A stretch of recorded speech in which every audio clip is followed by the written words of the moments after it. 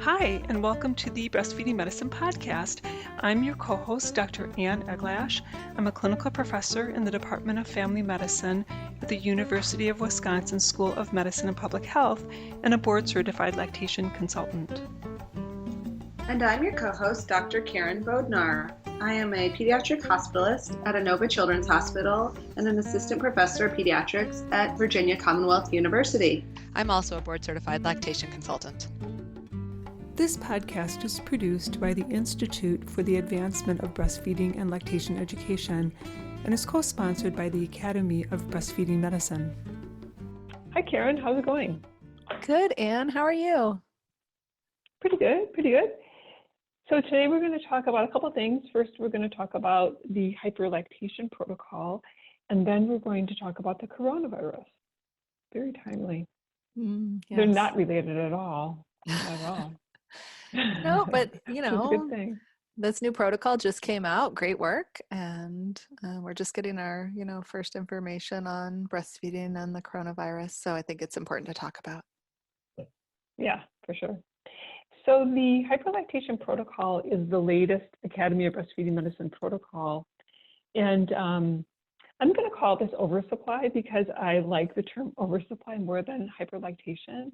But basically, hyperlactation is another term for just having an excessive milk supply. So this protocol was published online in early 2020. I think it'll be printed in the maybe February 2020 Breastfeeding Medicine issue. And full disclosure, I'm one of the authors of this protocol. So it was really fun to write. And Helen Johnson, who is a resident in general surgery, and I think will be a breast surgeon someday, is the lead author. So first of all, let's talk about definitions. The definition of oversupply is pretty tricky because one woman's oversupply is another woman's perfect supply. Mm-hmm. So for example, if a mother has too much milk, has enough, like some mothers will say, I have enough to feed twins. Well, that's perfect for someone who has twins, or for someone whose intention it is to donate their milk, to become a regular milk donor. So there's really not a true definition. I feel like oftentimes when we're struggling with something new in medicine, particularly in breastfeeding medicine, because so many things are not well documented, we oftentimes will turn to animal literature where there's more research, like bench research. And so what I do is I turn to Dr. Laura Hernandez, who's our memory biologist at the University of Wisconsin. I've mentioned her many times. And when I mention oversupply, that's just not in the wheelhouse of a bovine milk researcher, because that's what they try to breed for.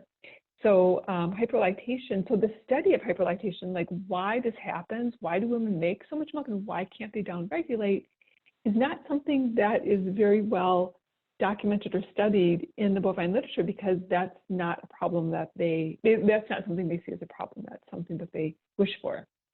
I mean, I can see how they wouldn't have any literature on the treatment of it, but you would think if they're breeding for it, they might have some interesting insights into what are the genetic markers that help them to breed for more milk, or other things that I'm always curious about, like, why is it that this mama can get herself to make 100 ounces a day and this other poor mom is making 4 ounces a day and nothing I do helps her?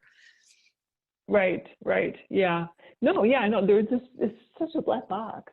But even understanding that downregulation, like what happens at the lactocyte we'll talk about, is really unclear. And we'll talk about that. So the first thing I want to mention is that oversupply is not the same as engorgement. And I think years ago I used to talk about like, oh, this woman's so engorged when she's overly full, but it's really not the same. And I think it's important to differentiate these two things, because the treatment for engorgement is not the same as the treatment for oversupply. So engorgement is the swelling in the tissue around the glandular tissue. So it's in what we call the interstitium. So it's like when someone has a swollen ankle, it's not in the arteries or veins necessarily, it's in the tissue around all of those arteries, veins, and nerves. And that's where engorgement is too. And engorgement is typically something that happens during the first week postpartum when there's that shift to lactogenesis too. And with engorgement, we usually recommend things like cold compresses and elevation and compression. And those are not typically strategies that would be used for oversupply. So getting back to the definition, there's not really even a volume that describes oversupply. In the protocol, the authors state that infants need anywhere from 450 to 1200 ml per day for growth. And so then maybe one could assume that like 40 ounces a day, which is about 1200 ml, would be an oversupply. But you know, if you say that to someone who's pumping like, you know, 42 ounces a day and their baby's taking 35 ounces a day and they're comfortably storing 7 ounces a day, and they're comfortable and they're not having any problems, they would say, why are you telling me I have an oversupply? Is that a problem? So I think, again, it's almost like tongue-tie in a way where it's, you know, it's about function and not form. And this is about like consequences, not like the amount of ounces that a woman is pumping to some degree. I mean, if she's pumping 80 or 100 ounces, that's a whole different story. But yeah, but although these, I would say just clinically, and I've completely made this up on my own over time. I often say, if I see a mom who is not intending to, you know, donate to the milk bank and she is just pumping because she started pumping and now she sort of has to pump, if she's storing more than 10 ounces a day or 300, I sort of will then talk to her about, this is a path that you could go down if you have this tendency to make more and more as you pump more, and this is a way that we would deal with it. And so that's sort of my like mental, when I see on my questionnaire, are you, you know, pulling from your stash now to feed your baby, or are you storing every day? If it's over 300 milliliters a day, I start to have a little like, oh, I should address that. yes, I totally agree, because really it is a preventative thing to prevent the consequences of some of the things that we'll talk about, some of the risks. Mm-hmm. And I see a lot of So I moms who agree were with you. started pumping early for whatever reason, who were given no guidance as to what are a normal, you know, volume, and they just are going and going and going and nobody's watching and they get really, really high. Yeah, and that's actually that is one of the points in the protocol, is saying that, look, we need to really customize and be very specific and individualize our recommendations to women. So for example, if a woman has a high supply with her first baby and then her second baby ends up in the NICU and she knows she's prone to hyperlactation, we don't really want to set around that course of like, you know, pump every 2.5 hours, every 3 hours during the day, day and night, because as she does that, you know, by day 4 or 5, she may, and I've seen this, they're already up to like, you know, 50, 60 ounces. Absolutely. And so they really need to be watched almost every day, right? Yeah. Mm-hmm. So everyone's just got their own journey with this whole thing. Yeah, and I find that most healthcare providers have no basic understanding of what are appropriate volumes for moms to have 5 days, 10 days, 30 days after delivery. Right. And so they don't guide the moms because they just don't know if it's normal or not. Right. And the other thing that I see, right, and there's not an understanding, and many, I think that because there's so much angst about low supply, that the conversation about high supply doesn't really make it into the mainstream of conversation between mothers and their doctors. And so I've heard many patients over the years say to me, well, you know, I talked to my baby's doctor about this high supply I have, and they say to me, well, you should be so thankful you have so much milk. And they don't realize that it's really, you know, for some women, they can't even go back to work because they have too much milk. Absolutely. So this is absolutely, you know, hyperlactation is absolutely a role for breastfeeding medicine. I mean, this is something where, you know, oftentimes they do need medical treatment. So we'll talk about that. So first, let's talk about the symptoms that lead to a diagnosis of oversupply, because we're talking about like, well, you know, how do we diagnose if it's not volume? Well, symptoms, I think, play a really important role. So infants can have symptoms just like mom. So infant symptoms, and sometimes the symptoms are more evident in one or another. So sometimes I'll have moms who are making massive amounts of milk and the baby's fine. And then sometimes the babies are having a lot of symptoms of oversupply that the mother doesn't recognize, because she has so much storage capacity that she doesn't realize that the amount of milk that she's making is too much for the baby, because she's not very uncomfortable. So infant symptoms tend to be fast growth, like a pound a week. I usually tell my families that an ounce a day keeps the doctor away. That's like a perfect, like beautiful on the curve growth until about 3.5, 4 months. And then after that, they kind of decelerate a bit. But these babies tend to grow faster. Oftentimes, at certain points, they'll be gaining a pound a week or about 2 ounces a day. They're gassy. They tend to be kind of fussy. They spit up a lot oftentimes. And they oftentimes stool during feeding, which I'll talk a little bit more about in a moment. And sometimes they have blood-streaked stools, which we have no documentation on, but I know it happens. We'll talk about that too. And then during feeding, they can choke and cough and become frustrated. And so then they try to control the flow by biting down on the nipple to control, and that causes pinching and vasospasm, pain by the mom, and sometimes nipple lesions. I just want to talk about this issue of foremilk and hindmilk, because when babies are gassy and fussy, what I think is happening is that, well, first of all, these mothers are more prone to the milk separating between foremilk and hindmilk than mothers who are well matched. And so I really don't even like to talk about foremilk and hindmilk for mothers who don't overproduce, because they tend not to separate their milk. And then people have this idea that babies always should stay with one breast to get the hind milk. Mm-hmm. And one extreme situation that I ran across, which sent chills up my spine, was I was teaching at a conference, and it was a one-day conference for physicians.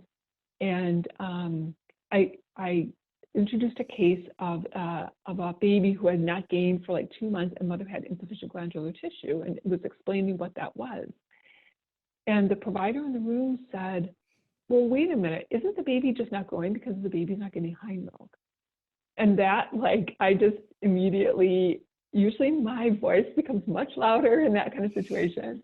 And I said, don't think about foremilk, hind milk. I don't even consider that as anything unless you're dealing with hyperlactation, because what's going to happen with that baby will die by staying on one breast with insufficient milk as opposed to two. Oh gosh.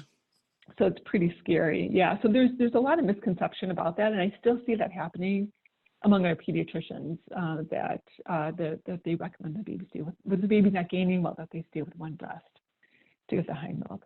Mm-hmm. So getting back to the foremilk, hind milk, I feel like this is really the only situation where this happens.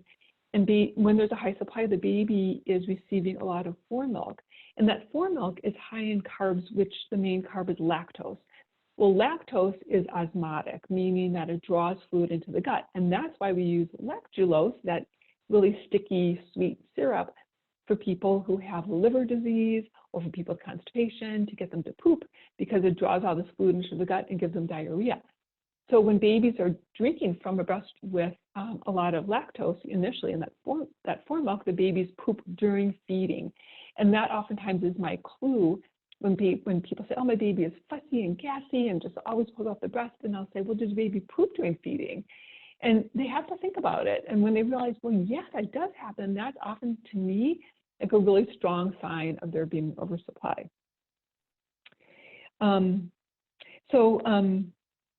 Anyway, in terms of, so that sort of explains why the baby is having the symptoms that he or she is. Moms are at risk for other symptoms, so they oftentimes experience pain because their breasts feel heavy and full. They tend to have some milk leakage at times, which is variable. They tend to be prone to mastitis, recurrent plugging, nipple blebs, and vasospasm. I find it so interesting that sometimes one breast will have vasospasm and the other won't. And then when we reduce the milk supply on that side of vasospasm, the vasospasm goes away. And that's the only time I see vasospasm on one side and not on the other, which I think is not common, but I was amazed when I saw that. Interesting. And then I was talking to Dr. Katrina Mitchell, our breast surgeon, our favorite breast surgeon, and she said, well, that makes sense because of the anatomy of the breast and how that pressure is, the pressure is exerted upon the nerves, arteries, and veins, when they're so full that you could get some vasospasm. So that was interesting. So the question is, getting back to like the etiology, why does this happen? Milk production is supposed to be controlled by two different systems. one is the pituitary gland that puts out prolactin, and prolactin is like the big manager, the guy with the whip, who's like, telling the slaves to get to work. So it's telling the lactocytes to like, get going, come on, let's keep going. Or a nicer way to put it, it's like the key in the engine, it like keeps the engine moving with making milk. But then by like 3 to 4 months, prolactin doesn't play as much of a role, and it's really those local factors in the breast that control the manufacturing of milk. So it's the stretch of the alveoli seems to play a role in how much milk the lactocytes are going to make, and lactocytes are the milk-producing cells. And also, it seems that an accumulation of those bioactive factors in the milk, like lactoferrin, the lysozyme, and the lactalbumin, all of those proteins that also play a role in the immune health of the infant, feed back to the lactocyte. And when there's a high concentration, there will be less milk produced. And that's a theory. That's what I've heard from Dr. Hernandez. We used to think it was serotonin, that there was this one particular protein called the feedback inhibitor of lactation. And Dr. Hernandez recently said, no, let's start from scratch. Like, just ignore FIL. That doesn't exist anymore. So that was, so that's the mystery, Karen, is that why don't we know more about that? When you talked about like, well, there's got to be some bovine research. We don't even understand that, which is pretty amazing, given it's that pretty sad. It's survival of the species, yeah. But what's happening is that women with overproduction just are not listening to these signals. And some people think, well, maybe this is just due to too much prolactin. Maybe it's these women maybe they all need to have MRIs of their pituitary gland to see if they have a pituitary tumor, but that has never panned out. And, you can do a prolactin level on these women, but by golly, they're, likely to be high because they're lactating. And you're not going to be able to distinguish the prolactin from a prolactin secreting tumor versus just a high prolactin because they're lactating. And then you and I both know that many women with a history of a prolactin secreting tumor don't make enough milk. They don't respond, or their pituitary's been kind of burnt out by meds given to them or whatever. They don't make enough milk. So there's no real correlation between pituitary secreting tumor and having too much milk. So, nor is there a thyroid issue either. So I don't typically do any kind of laboratory testing or workup or brain MRI for women who have an oversupply. So we don't understand why they're not feeding back, but we do have some understanding of behavioral means by which women will develop an oversupply, right? So things like the haka, which women love to use for like nursing on one side and then they'll nurse on the other side, and then the first side they'll apply the haka to take out some extra milk for storage. Some mothers will feel that they'll worry that they may not make enough milk, and so they'll start taking galactagogues, herbal or other supplements that will increase the milk supply.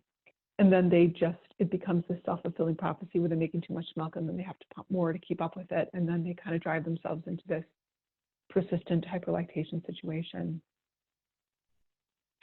And some others like to pump after feeding, or they're pumping extra, again, because they're worried. I think there's some insecurity with milk supply. I would go further and say anxiety. I see a lot of people who have anxiety who have this. Yes.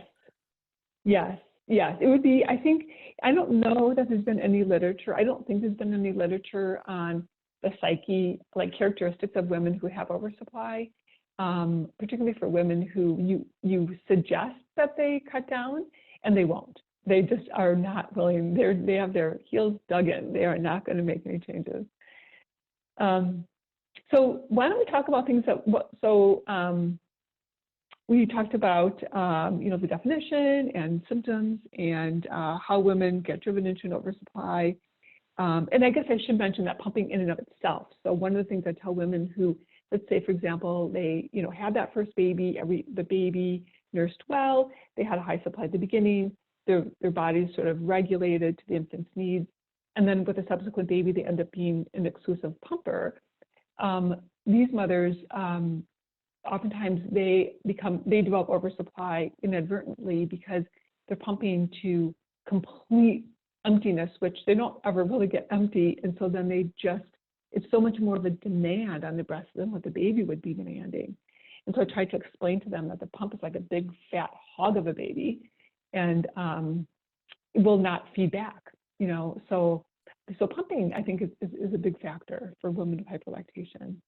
And Yeah, some sometimes women I tell people they're feeding twins, their baby and their pump, or their baby and their freezer. Exactly, yeah. And some women, oftentimes we talk about women going back to work as losing their milk supply or really taking a risk with low milk supply. But I've had some women who go back when they're at work during the week, they're pumping, and it's so stimulating to the supply that by Saturday and Sunday, they go home to their babies and they're with their babies all day, and then they develop plugs and mastitis because the baby cannot take nearly as much milk as they've driven their supplies up to, by the end of the week. So sometimes, so women who have a high supply really do need to be counseled on how to pump. So let's talk about what to do. What do we do with these women when they have a high supply? So first, of course, for most things in medicine and anything else, we want to just encourage them to change their behaviors. So we'd want to see if mom can cut down on the amount of pumping she's doing after nursing, and especially not pumping to complete dryness, so she can gradually reduce the amount of milk that she's taking off after nursing. And if she's an exclusive pumper, she is going to need to gradually decrease the amount of milk that she's pumping. Now that gets a little tricky, don't you think? When women say, okay, should I cut down on the number of minutes that I'm pumping? Or should I, how do I know? Or should I cut down by the ounces? What do you usually tell them, Karen? I find that for people who really have very high supplies, you can tell that this is somebody in this category because I'll say, how long do you pump for? And they'll say 8 minutes or 11 minutes. Whereas most people say, 20 minutes, 15 to 20, 20 to 30. But, these moms know that if they pump for, 6 minutes, they get this many ounces. And so for people who get a ton in a very short amount of time, I find they tend to do better. And it doesn't really matter if it's minutes or ounces, but, specifically cutting down by 1 minute at a time or a little bit of volume rather than trying to space out the timing between removing milk or dropping a pump. I find that they tend to end up really uncomfortable and they have to go down little by little. Mm-hmm. Yeah, if they say to me, there's no way I can go to from every 3 hours to every 3.5, I'll get a plug, then I'm like, okay, we need to give you some medicine for that because absolutely those people need medicine. You are completely, I agree with you 100%. Yeah. But some of those people, definitely. they're high and they're not uncomfortable. They're not really, it's not a big struggle for them. And so that's not like an urgent thing. Right. Those ones are the ones where I'll sort of be like, okay, this is how you do a little less. But if there's somebody who gets plugs, I'm like, yes, let's treat with medicine so that you can go longer without being sad. Yeah. And so what I was going to say, in asking that question, that women really vary in terms of the way they like to be counseled on how to reduce their pumping. Some women like to be told to cut down by a minute. Some people like to be told, well, just stop when the after the really brisk drops, when you see when you're done seeing 5 sprays and you see trickles. I like to hear them explain what it looks like to them to pump, and if they identify separate letdowns, which a lot of times they don't, because there's constantly milk dripping. But yeah, so I kind of work with them to see what makes the most sense to them. It's one recommendation isn't fit all for these women. And then if they're not massively overproducing, I do like to recommend block feeding. And block feeding is using that principle of fullness to feed back to the lactocytes. And many women will say, well, I do nurse 1 breast per feed, so I don't think that'll help. But they are probably nursing a little more often than every 3 hours.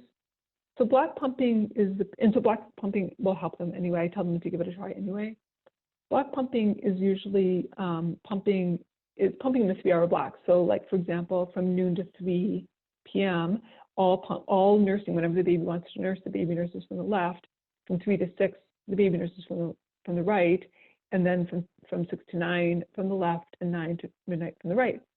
And so the other breast just sort of lays fallow in the field, so to speak, and doesn't do anything. And that feeds back to the lactocytes to not make as much milk. But if that breast becomes really uncomfortable, they can take off a little bit of milk, but not much. And I find that if this doesn't work in about 36 to 48 hours, it's not going to work. And then I abandon that approach. And I never really, I never extend the block. So if they say, well, 3 hours didn't work, should I try 4 or 5? I say no, because they're already so full after 3 hours. I mean, how much do you have to yell and scream at a lactocyte, you know, before you get mastitis or plugs? And so I just say, no, don't bother, let's try something else. Let's try medicines at that point. And block feeding is not going to help. Or if they're just like massively full and they're pumping because it gets so massively full, and they don't think they can stop that, then I don't have them block feed at first, because they'll just be way too uncomfortable, especially if they're getting plugs. It's interesting. I find that Yeah. unless they're really pretty close to their delivery, like the baby's pretty young, that few, like you were like, well, a lot of them are feeding on one side and their baby is getting so much milk from that one side that they're sleeping, and they are going longer than 3 hours already.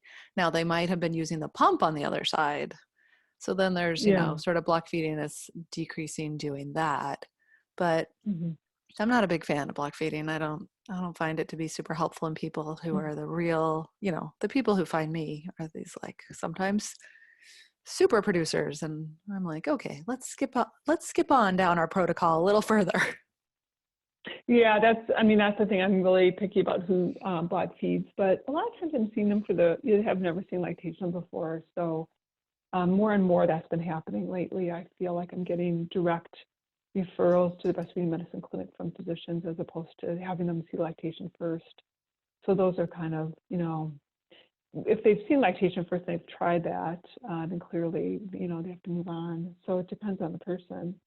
But I do find that can really help a lot for some people. And then the other thing is just behaviorally, like when you're dealing with a mom where the baby's just really choking and sputtering and having difficulty feeding, doing a little bit of laid back positioning can be helpful, but quite honestly, I don't find that to be super helpful. And I think laid back positioning can be tricky. I also worry about moms taking it literally and lying. Like, I think there's a lot of conversation about like lying on your back to feed. And then the glandular tissue falls to the chest wall, and I think babies not gain well because they can't grasp the glandular tissue anymore, because it's like bobbing for apples. Like, it's really deep. Like they latch on, but then the glandular tissue has fallen to the chest, and they can't get at it, and so then they're just using suction. And then, so sometimes I've seen moms who start doing laid back nursing like at 9 months, 12 months, and they come in with recurrent plugs and mastitis for the first time ever, and I find out that it's because they've switched the positioning, and the babies can't get to the glandular tissue anymore. So I'm a little leery about that. I like to really teach them and make sure that they're doing it properly before I don't like to give that advice over the phone. So if those things don't help, and then the other behavioral thing that can really help while just dealing with infant symptoms would be to shake and knead the breast. And I got that idea from Dr. Tina Smiley several years ago, and I thought that was brilliant. And I do think it makes a big difference by just shaking the breast to mix the fat and the fore milk together, so the baby's not getting that big dump of lactose and they're more comfortable at the breast. The problem with it is that moms oftentimes forget or don't take the time to do that. And I usually just tell them to do it for 30 seconds. But those who do it really do notice a difference. Do you ever have them do that? I have suggested it a few times. I don't know that I've gotten a lot of feedback on whether or not people found it helpful. Yeah, I've started asking them, and yeah, I would say that that's definitely a good strategy. And then, so in terms of medication interventions, I usually like to start with herbs, and they usually start with sage drops. I think that works the best. The other herb that some people use is peppermint, but I don't know. I haven't tried peppermint extract. I guess this is because I haven't. And some of my patients will use essential oils, which are not meant to be ingested, but those are topical, like sage or peppermint essential oils. And I haven't found those to be as helpful as oral sage drops. So oral sage drops, that would be an extract, a sage extract in an alcohol base. And I just recommend, I know there's a lot of different companies that make herbal extracts, and so I recommend finding a company that is available to the people that you work with, your clients or your patients, and use that company, get to know it, and figure out the good dosing with that. And what I find is that that they work best if taken before bed when the supply is at its lowest, because it seems like the concentration of sage is highest. That the lactocytes have higher exposure to the sage substance or protein, whatever it is, if it's not mixed into this huge milieu of milk before at that time. So I have them pump or feed, make sure they're relatively empty when they take it before bed. And then I also feel that they have a better sense of whether it worked, because when they wake up, many women who have an oversupply really are uncomfortable and they pay attention to how full they are. And when they wake up and they realize, oh, I'm not quite as full, that's a good sign that it's working. So, so then I just have them take one dose and then watch and see how things are over the next day or two. And then if they feel like they need further decline in their supply, to take it again. So it's just like an as needed dose. It's not a prescribed like once a day for 10 days or twice a day for 5 days or something like that. Like that, you don't have as much control over what's happening if it's given like that. Another option I like to recommend is the birth control pill. I think that works super well with estrogen. You have to be careful about not overshooting. So I tell women that it's usually going to reduce the supply within the first week. So by day 4, 5, 6, 7 is when they'll start to notice a decrease in their supply. And then I say stop it at that point, because it's a hormone, so it's going to last, at least a couple more days in their system. So when they start to feel the drop, then we don't know how much further it's going to go. So then I say stop. And women will usually have a withdrawal bleed on that, which is normal. So I warn them about that. And they don't have to be committed to the birth control pill, of course, because they can just use it for a short time. They should be obviously post 6 weeks or later, to reduce the risk of blood clots and not have any other risk for blood clots or strokes, such as migraine of the aura or hypertension or something like that. And I often get the question about that, about whether or not they can do that if they have another form of birth control, like an IUD in place or a NuvaRing or progesterone only, OCPs. Mm-hmm. And for those, short 4 to 7 days, then I say, yes, you can do this on top of having the NuvaRing. Oh yeah, but the NuvaRing has estrogen, so that'll drop the supply. Yeah, but I find that some people don't have, they breastfeed on the NuvaRing. Really? Oh, I have not. I usually find that people drop this. But we don't use. Our patients don't use the NuvaRing very much. I haven't had a ton, but I have had some who've had continued production who were already well established when they got it. Oh, okay. Yeah, I would say the NuvaRing would. Yeah, it has pretty strong estrogen. This poor woman I saw with it recently was trying to stop, and I was like, yeah, go ahead. NuvaRing did not help her. Yeah, well, sometimes they're like unstoppable trains. In fact, the estrogen does truly increase the prolactin level. It's just that it blocks prolactin's effect at the lactocyte. And but once in a while, I do have women who I give the birth control pill to, and they say, nope, that actually made my supply even worse, increased it even higher. So you get that paradoxical response sometimes.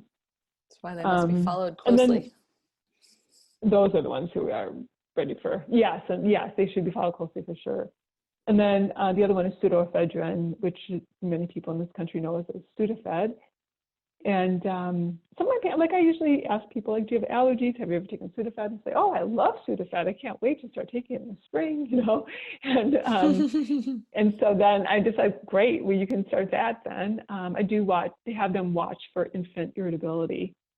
Pseudoephedrine was, I don't know if you remember this when you were in your training, Karen, but when I was young, we used to give babies Sudafed all the time for colds, the young babies, even at, 6, 8 weeks. Oh, no, and they got that taken was off the before market. my time, but when I was in training was around the time they were passing laws preventing people from getting too much from the pharmacy so that they would stop making meth with it. Yeah. But they took it off the market for children way before that because children, it was a very common reason for children in the emergency room with heart-related symptoms, tachycardia and irritability and sweating and things like that.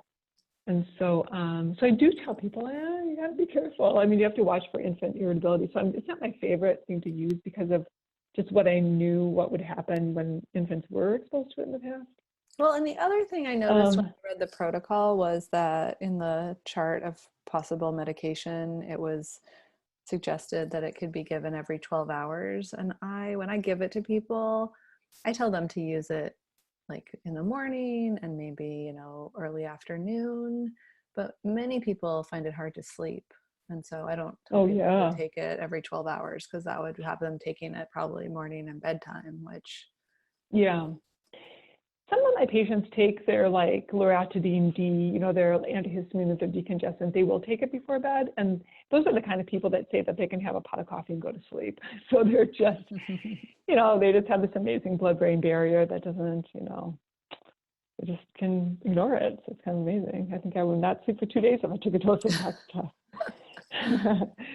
And then what I call my back pocket, my back pocket, final card, the card that you can always use when you have nothing else is cabergoline or bromocriptine. And those are medications, those are prescription medications that increase dopamine. And so they will drop the prolactin level. They work like a charm, there's no question. They're very strong. And for a woman who's got like a mild to moderate oversupply, I would not consider using that. It would be for those women who have a really severe oversupply. I don't really use bromocriptine because it has more neurologic side effects than cabergoline. So in the cabergoline, I give one dose and they only take another dose if I talk to them. So every dose requires a conversation about how they're doing. I've had some women who so the thing is, cabergoline comes in packs of 8, at least in our area. Oh, it does. I had to learn that the hard way. Right. The pharmacist would call me and be like, why did you write for 5 or 10? It only comes in 8. Exactly. I'm like, oh, 8, I didn't know. Right. Yeah, it comes in 8. So that means that they have extras. And so if they're not listening really well, because, they're in the room with 2 other kids and it's like things don't compute sometimes. I've had some women take the first dose and then it's like, oh, that helped kind of, I think I'll take another one. And then, it has that, it lasts for 5 days. So then by day 2, they'll take another, and then 2 days later, they'll take another. And then by 7 days, they're calling me saying, I have no more milk. My baby's starving. What do I do? And I'm like, wait, you were supposed to call me after 1 dose. Oh, was that right? I didn't remember that. Well, and it's only half a pill, so. Right. And so and then, then it's a relactation situation. And then that takes, for the hyperlactation people, they can relactate much more quickly. But from my experience, it's like at least 2 to 3 weeks to get the supply back up. No, it's true. So I had one patient, she didn't take it more often than I recommended, but she took 1 dose and she at 3 days was like, oh, maybe it did a little. She took a second dose and she was like, it was intense, substantial drop. Yeah. So I was like, it's okay. You have an amazing ability to make milk. Let's just go, get you. And she went back up. Yeah. Yeah. I'm very ginger with the doses of that. Yeah. But it's a nice alternative for women who have a loss and they just want to stop lactating immediately, or they have to stop lactating immediately because of, some horrible situation. So then it's an alternative. And then I have some women who are so anxious about their hyperlactation, and they come to me specifically to say, I have this really high milk supply. I'm not sure I want to do anything about it right now, but how am I going to get out of jail? Like, how am I going to wean at some point? Oh, yeah. And then I tell them about cabergoline, and then they look at me and they say, that's amazing. And are you retiring anytime soon? Because I need to make sure that option is still available. And then I'm like, I should have dyed my hair again.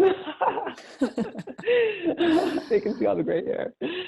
So, yeah. So really, it's a lifeline for women. That's the bottom line.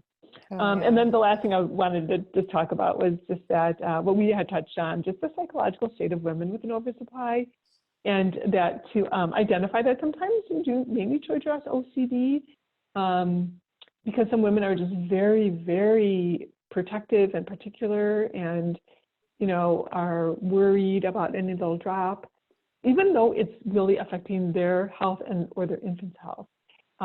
So that's oftentimes a time to take out the GAD-7 and have them, fill that out to see if they have anxiety. I have all of them fill that out, so I know up front. Oh, you do? You have all women fill out every GAD in my breastfeeding PHQ-9? clinic. Yep, one side Yeah. PHQ-9 and the other is CAD-7. It's stapled to the Really? intake Wow. form that says how many ounces they're making and where they delivered and blah, blah, blah. And it's been amazing because, sometimes you can tell, but sometimes you really can't, especially with the anxiety. There are people who I would never have realized, and they're, in the high, moderate to severe range on anxiety. And I'm so lucky in my current clinical practice that we have a really strong postpartum therapy team that I can easily refer people to. And so it really is an additional thing I can do to help my patients who, they're struggling. Yeah. Yeah. And that's the thing. Don't measure what you can't help with, right? And so that's great that you have that team.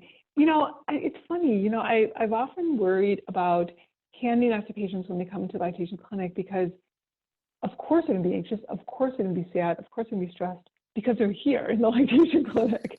And so I worry about saying, well, you have this problem. Yeah. And sometimes I look at them and I'm like, is all of this related to this? And we'll just sit on it. We'll be like, okay, let's see what happens in a few weeks as we treat this. They're so relieved to have somebody who has any idea how to treat them, that they're willing to take a breath and sort of hang in there. So I don't refer them all the first day, but it's good to know. And then if they do score high, I follow it. And it's so easy to do because they fill it out while they're waiting for me. And then I can look at it and be like, oh, look at that. It's a 1 and a 0. Great. I don't have to worry. Or, this one's a little bit higher. I find it helpful. Yeah. Yeah. No, I think it's good. I just worry about women feeling like they're being labeled as you're worried because you have this, like your underlying reason for being here, worrying about your pain is because you're depressed. So I reverse it. I totally normalize it, and I say, wow, you have been through so much, anybody would be stressed with all this, no sleep and this and that and the other. We're going to help. And I find that they're happy to have somebody acknowledge it. Mm-hmm. Once I had somebody refuse to fill it out, but then later on, after I got to know her well, she already had a therapist and a psychiatrist. And later on, so she did, because I gave it to her again because it's just my habit and I forgot, and she just filled it out, and I'm like, oh, how's it going now? Right. All right. So should we move on and talk about the coronavirus? Yeah, I just have one more question for you about that awesome protocol. Good work. And that is, sometimes people, when I've been at conferences and things and talked to experienced lactation consultants, have mentioned the use of ice in trying to decrease milk production. And I'm just curious, I haven't found that to be useful, but is that something that you hear people talk about? It wasn't included. So did you guys discuss it? Ice? No, we didn't. There's no evidence for ice. I've never seen any literature on ice. And again, that's the thing. That's why I wanted to talk about the difference between engorgement. And oversupply, because I don't see why I don't know that cold is a stimulus for reducing supply. If it was, we'd be in big trouble in Wisconsin. Walking around with or Eskimos, or, like people in Native Americans, people who are in, people who live in Inuits who live in very northern areas, in the Arctic. I agree. I've heard it. And so, I'm just curious. And it makes sense, that little, and sometimes people who have a lot of milk, who are sort of prone to plugging and recurrent mastitis will then get engorged because they'll have an area of the breast that's blocked from drainage. And so that, fluid starts leaking in between the cells and they get engorgement as part of their mastitis picture. And those people, some swelling. Yeah. I would say, I find really helpful to teach them lymphatic drainage massage and say, when you're starting to have those problems with plugged ducts, doing this massage to help remove the extra fluid up towards your armpit will help then for the ducts that flow toward the nipple to be less obstructed by the surrounding swelling in the tissue, and you'll have an easier time clearing those areas. Yes, I totally agree. Yeah, absolutely. And even OT intervention, with some taping, some of the strategies that we learned from Dr. Mitchell.